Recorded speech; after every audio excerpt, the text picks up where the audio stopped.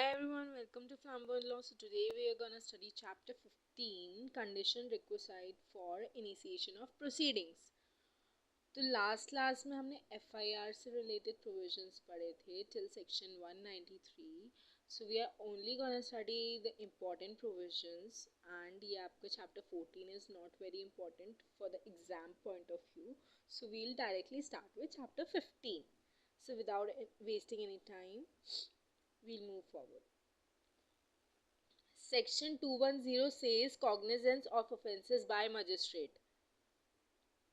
अब ये क्या बोल रहा है कि JMFC and JMSC magistrate of first class and second class may take cognizance of any offence. कब कब कॉग्निजेंस लेता है? तो हमने ये देखा था पुलिस रिपोर्ट रिसीव हो जाए तब कॉग्निजेंस ले सकता है मजिस्ट्रेट, या फिर upon receiving of complaint of fact including complaint filed by person authorised under any special law. तो किसी कोई स्पेशल लॉ है उसके अगर अंडर कंप्लेंट रिसीव हुई है तो उससे भी मजिस्ट्रेट कॉग्निजेंस ले सकता है, या upon information received from any person other than police officer. तो कंप्लेन करने के हमने फॉर्मेट देखा था कि कैसे कंप्लेन, तो इन्फॉर्मेशन कोई क्राइम हुआ है उसकी इन्फॉर्मेशन कैसे दे सकते हैं? या तो FIR रजिस्टर करवा सकते हैं या फिर कंप्लेन कर सकते हैं डायरेक्टली मजिस्ट्रेट के पास, या फिर कोर्ट सुओ मोटो लेता है. तो ये तीनों स्टेप्स होते हैं.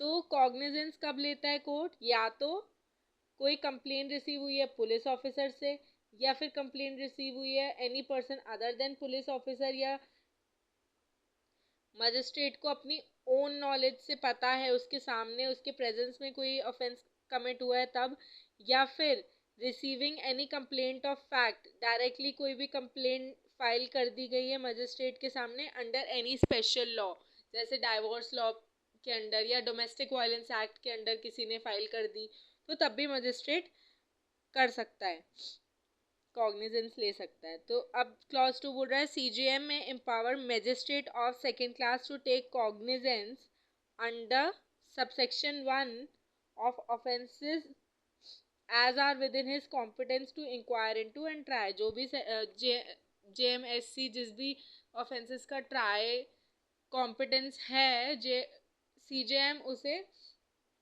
वो ऑफेंसेस ट्राई करने के लिए दे सकता है. अब 211 क्या बोल रहा है? Transfer of on application of accused. अब ये बोल रहा है कि कोई भी अक्यूज्ड अगर उसके अगेंस्ट कोई भी ऑफेंस कंप्लेंट आई है मजिस्ट्रेट के पास और मजिस्ट्रेट कॉग्निजेंस उसका ले रहा है, तो उसका evidence before taking evidence, before any evidence क्या कर सकता है? वो अपना केस ट्रांसफ़र करा सकता है अनदर मजिस्ट्रेट के पास अगर उसे कोई भी ऑब्जेक्शन है कि वो वाला मजिस्ट्रेट हो सकता है बायस्ड हो या कुछ भी हो, तो ही can get his case transferred to another magistrate as specified by CJM. CJM बताएगा कि किसके पास जाएगा. Then section 213 says cognizance of offences by court of session. अब क्या कोर्ट ऑफ सेशन के पास ओरिजिनल ज्यूरिसडिक्शन होता है क्या? तो कोर्ट ऑफ सेशन के पास ओरिजिनल ज्यूरिसडिक्शन नहीं होता है. अपन ने ये देखा था कि मजिस्ट्रेट के पास ओरिजिनल ज्यूरिसडिक्शन होता है. देन अगर मजिस्ट्रेट के पास कोई भी केस आता है तो देन वो फॉरवर्ड करता है कोर्ट ऑफ सेशन के पास, क्योंकि उसके पास मजिस्ट्रेट के पास कॉम्पिटेंस नहीं होता उस केस को डील करने का. Then it goes to court of session. तो court of session does not have original jurisdiction.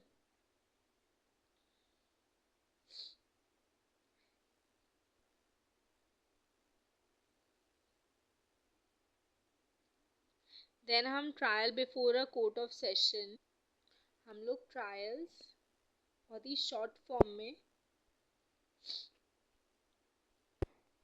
पढ़ेंगे, not from the bare act. तो यहाँ से ट्रायल पढ़ते हैं. तो ट्रायल की डेफिनेशन क्या होती है? Trial is a judicial process by which a court determines weather a person accused of a crime is guilty और इनोसेंट अंडर द लॉ. तो ये होती है ट्रायल की बेसिक डेफिनेशन। आप सेक्शन 9 चैप्टर 19 में हमने देखा था trial before court of session. फिर हम चैप्टर 20 चैप्टर 21 उसमें क्या है, ट्रायल बिफोर मैजिस्ट्रेट्स। तो चैप्टर 20 में है trial of warrant cases and chapter 21 में है trial of summon cases. Then chapter 22 में समरी ट्रायल्स है। तो ये सब हम टैबुलर फॉर्मेट में जल्दी जल्दी से पढ़ लेंगे। Trial before court of session क्या होता है? अब फर्स्ट स्टेप है इसका, सेक्शन 232 में क्या बोल रहे हैं कि case committed, a magistrate commits the case to the court of session if the offence is exclusively triable by it.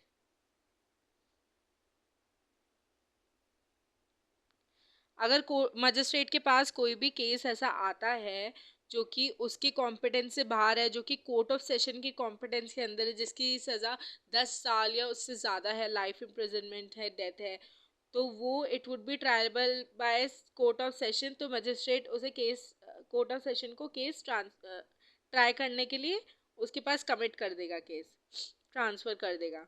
Then opening of prosecution, section 248 क्या बोलता है कि पब्लिक प्रोसिक्यूटर ओपन करेगा केस। क्या करेगा? ओपन करके डिस्क्राइब करेगा कि क्या चार्जेस लगे अक्यूज पे, फिर एविडेंस दिखाएगा अपना कि उसका क्या बेस है, ये अक्यूजेशन का क्या बेस है। देन 250 क्या बोलता है? Discharge of accuse. अगर प्रोसिक्यूशन ने केस सामने रखा अपना, ओपन किया केस, उसके बाद कोर्ट को अगर ऐसा लगता है कि there is no ground for sufficient ground for this case, कि कोई सफिशिएंट ग्राउंड ही नहीं है कि क्यों केस किया जा रहा है, क्यों प्रोसिक्यूट करा जा रहा है, तो कोर्ट के पास इनफ पावर होती है कि उस पर्सन को डिस्चार्ज कर दिया जाए। अब अक्विट और डिस्चार्ज में क्या डिफरेंस होता है? अक्विटल जो होता है ना, वो आफ्टर फ्रेमिंग ऑफ चार्जेस होता है and discharge before framing of charges होता है। if the judge finds no sufficient ground to proceed, the accused is discharged। तो चार्ज फ्रेमिंग ऑफ चार्जेस से पहले अक्यूज को डिस्चार्ज कर दिया जाता है अगर उस पे कोई सफिशिएंट ग्राउंड नहीं दिख रहा है कि उस पर्सन पे अक्यूजेशन डाली जाए।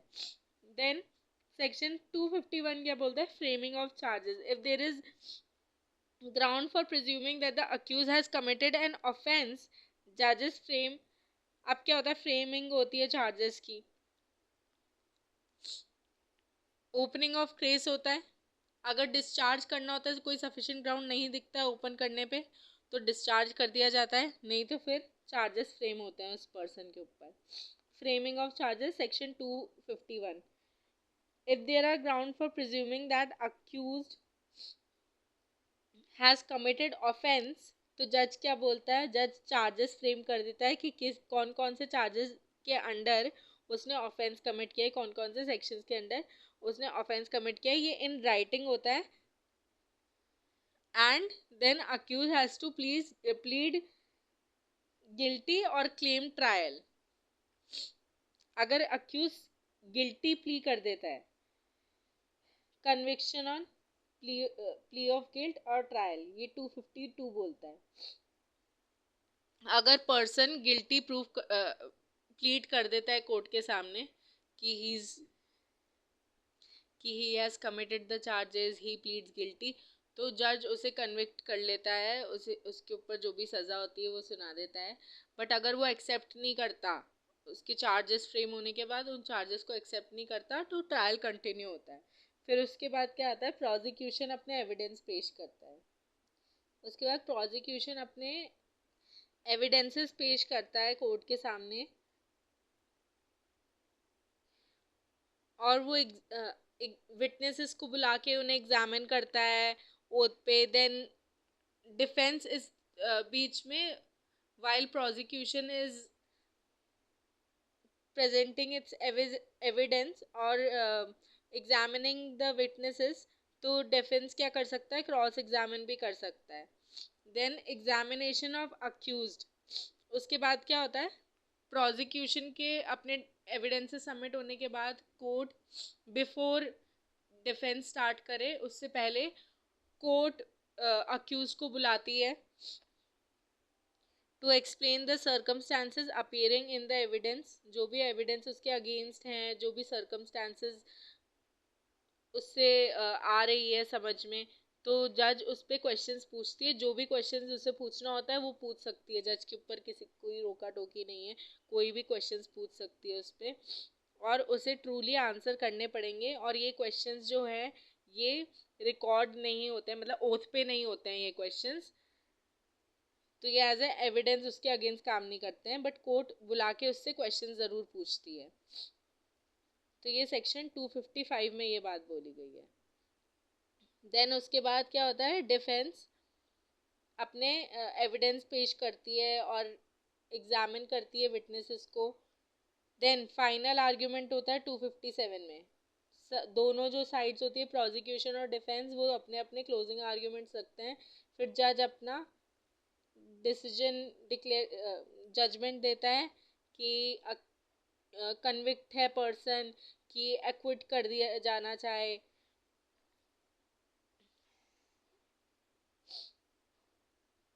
जब जैसे हियरिंग हो जाती है तो या तो अक्विट कर दिया जाता है पर्सन को या फिर कन्विक्ट करके उस पर जजमेंट सुना दिया जाता है कि इतने टाइम की आप पनिशमेंट मिलनी चाहिए। तो ये trial before court of session complete होता है यहीं।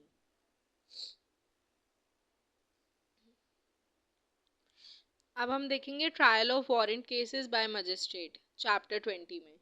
तो वारंट केसेस कैसे आते हैं मजिस्ट्रेट के पास, या तो वो पुलिस रिपोर्ट से आ सकते हैं,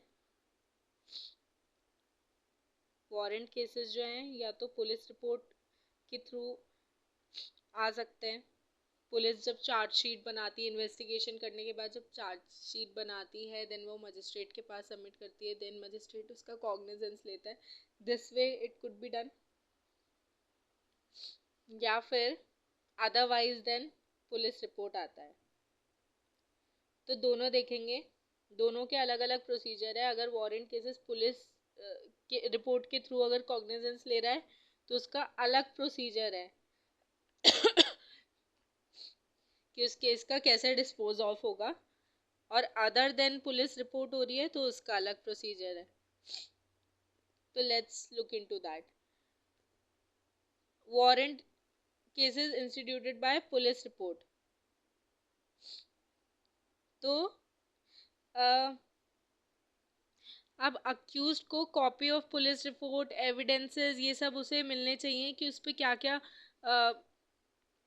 इन्वेस्टिगेशन हुई है, उस पर क्या क्या चार्जेस फ्रेम हुए हैं। तो मजिस्ट्रेट को तो पहले ये इंश्योर करना पड़ेगा कि accuse is supplied with the documents under section 231 of BNSS। ठीक है, तो ये सेक्शन 261 में। फिर discharge after hearing a brief prosecution story, पहले तो प्रोसिक्यूशन ओपन करेगा केस, ये हमने उसमें भी देखा है, पहले भी देखा है कोर्ट ऑफ सेशन के ट्रायल में। तो पहले तो प्रोसिक्यूशन ओपन करेगा केस, फिर उसके बाद क्या होगा, अगर उसे ऐसा लगता है कि कोई सफिशिएंट ग्राउंड नहीं है अक्यूज के ऊपर केस के लिए, कि उस पर एक्यूजेशन लगे, कोई सफिशिएंट ग्राउंड बन ही नहीं रहा है केस का, तो मजिस्ट्रेट उसे डिस्चार्ज कर देगा। बट अगर कोई सफिशिएंट ग्राउंड दिख रहा है तो मजिस्ट्रेट चार्जेस फ्रेम करेगा सेक्शन 262 में, सॉरी 263 में। फिर क्या होगा, मजिस्ट्रेट अक्यूज से पूछा जाएगा इफ़ यू प्लीड गिल्टी, अगर वो गिल्टी प्लीड करता है तो उसे कन्विक्ट कर लिया जाएगा, अगर वो गिल्टी प्लीड नहीं करता तो उसे उसके ऊपर ट्रायल रन किया जाएगा। अगर प्लीड गिल्टी कर लेता है 264 में, then he would be convicted, and if he doesn't plead guilty then trial proceeds and evidence is taken। फिर उसके बाद एविडेंस कौन देगा, प्रोसिक्यूशन देगा अंडर सेक्शन 265। प्रोसिक्यूशन अपने एविडेंस सबमिट करेगा, विटनेसेस को एग्जामिन करेगा, और डिफेंस क्रॉस एग्जामिन कर सकता है, विटनेसेस को बुलाने के लिए समन कर सकते हैं एंड ऑल दैट, अपन ने समन के उसमें पढ़ा था। फिर डिफेंस आएगा, डिफेंस अपने एविडेंस रखेगा।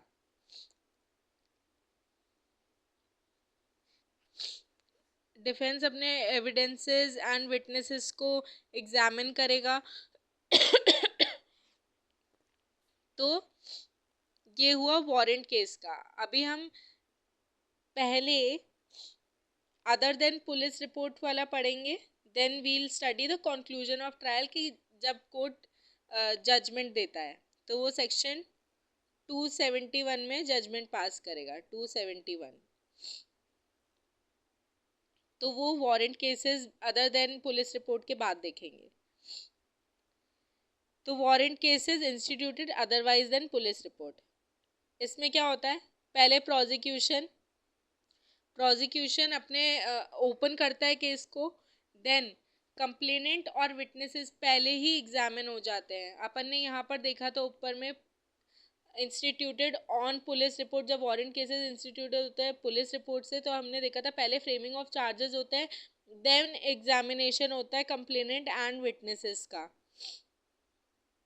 बट यहाँ पहले ही एग्जामिनेशन हो जाता है। अगर पुलिस रिपोर्ट के बिहाफ पे नहीं ले रही कोर्ट कॉग्निजेंस, तो पहले प्रोसिक्यूशन केस ओपन करेगा, देन एग्जामिनेशन होगा कंप्लेनेंट एंड विटनेसेस का, देन उसके बाद पुलिस कोर्ट डिसाइड करेगा कि डिस्चार्ज करना है कि नहीं करना है अक्यूज को। अगर अक्यूज को डिस्चार्ज नहीं करना है, अगर ऐसा प्राइमा फेसी केस बन रहा है, तो फ्रेमिंग ऑफ चार्जेस होंगे और it would be explain to the accuse by magistrate कि क्या क्या चार्जेस उस पर लगाए गए हैं। अगर वो गिल्टी प्लीड कर देता है देन उसे कन्विक्ट कर लिया जाएगा, नहीं तो फिर ट्रायल प्रोसीड कर दिया जाएगा एंड देन प्रोसिक्यूशन अपने एविडेंस पेश करेगा। फिर डिफेंस 270 के अंदर डिफेंस अपने एविडेंस पेश करेगा कोर्ट के सामने। Then after defence produces its evidence, क्या होगा, कोर्ट डिसाइड करेगा कि एक्विट कर देना चाहिए कि कन्विक्ट करना चाहिए। ठीक है, बस यहाँ पर हमारा ट्रायल खत्म होता है। देन 272 में क्या बोल रहे हैं, complainant may dismiss if complainant is absent in compoundable offense। अगर कंप्लेन रजिस्टर हुई है मजिस्ट्रेट के पास और फिर कंप्लेनेंट एब्सेंट है और कंपाउंडेबल ऑफेंस है, कंपाउंडेबल ऑफेंस मतलब जो सेटल हो सकते हैं वो वाले ऑफेंसेस हैं, तो कोर्ट उस कंप्लेंट को डिसमिस कर देता है अंडर सेक्शन 272। अगर कंप्लेनेंट एब्सेंट है, इसमें कोर्ट को 30 दिन का नोटिस देना पड़ेगा और उसमें मेंशन करना पड़ेगा अगर आप 30 दिन के अंदर अंदर कोर्ट के सामने नहीं आए तो आपकी कंप्लेंट डिस्चार्ज कर दी जाएगी।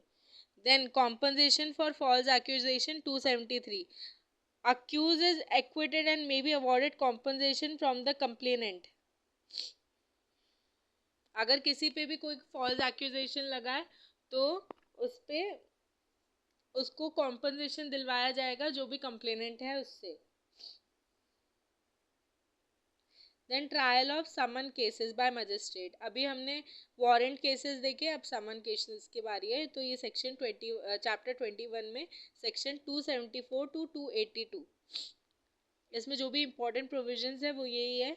एक्सप्लेनेशन ऑफ एक्यूजेशन 274 बोलता है, upon appearance of the accuse the magistrate informs accusation to the accuse, जो भी उस पर चार्जेस हैं वो मजिस्ट्रेट उसे बताएगा and accused is asked if he pleads guilty, या फिर ट्रायल स्टार्ट करा जाएगा। अगर वो गिल्टी प्लीड करता है तो उसे कन्विक्ट कर दिया जाएगा, अगर वो नहीं करता है तो ट्रायल स्टार्ट कर दिया जाएगा। समन केसेस, अब इसमें ऐसे चार्जेस फ्रेम नहीं होते हैं क्योंकि बहुत छोटे केसेस होते हैं। ऑब्वियसली समन केसेस 2 साल से कम के केसेस होते हैं, तो डायरेक्ट उसे गिल्टी प्लीड करने का मौका दिया जाता है। अगर वो नहीं गिल्टी प्लीड करता है तो फिर ट्रायल स्टार्ट। अब वो गिल्टी प्लीड कर सकता है 275 में और उसे कन्विक्ट कर लिया जाएगा। देन 276 क्या बोल रहा है कि वो he could plead guilty through post courier courier के थ्रू भी वो प्लीड गिल्टी कर सकता है, उसका अपीयर होना ज़रूरी नहीं है। Then both side present evidences, अगर वो नहीं गिल्टी प्लीड करता है तो ट्रायल स्टार्ट हो जाता है, प्रोसिक्यूशन डिफेंस दोनों अपने एविडेंस रखते हैं। देन जज जो होता है, कोर्ट जो होता है, वो जजमेंट प्रनाउंस करता है। अगर कंप्लेनेंट एब्सेंट है तो कंप्लेंट डिसमिस हो जाती है। 30 दिन के अंदर कोर्ट को नोटिस देना पड़ता है कि 30 दिन का नोटिस देना पड़ता है कि अगर आप पेश नहीं हुए तो आपकी कंप्लेंट डिसमिस हो जाएगी। देन कंप्लेनेंट एनी टाइम, 280 क्या बोलता है, कंप्लेनेंट एनी टाइम विड्रॉ कर सकता है अपना case with the permission of court. अगर 281 बोलता है कि अगर कोई भी की विटनेस जो है, प्रिंसिपल विटनेस, अगर वो एब्सेंट है तो मजिस्ट्रेट प्रोसीडिंग स्टॉप कर सकता है और पर्सन को एक्विट कर सकता है। क्योंकि ये बहुत ही छोटे केसेस होते हैं, इसलिए इसमें एक्विटल बहुत ही जल्दी हो जाता है।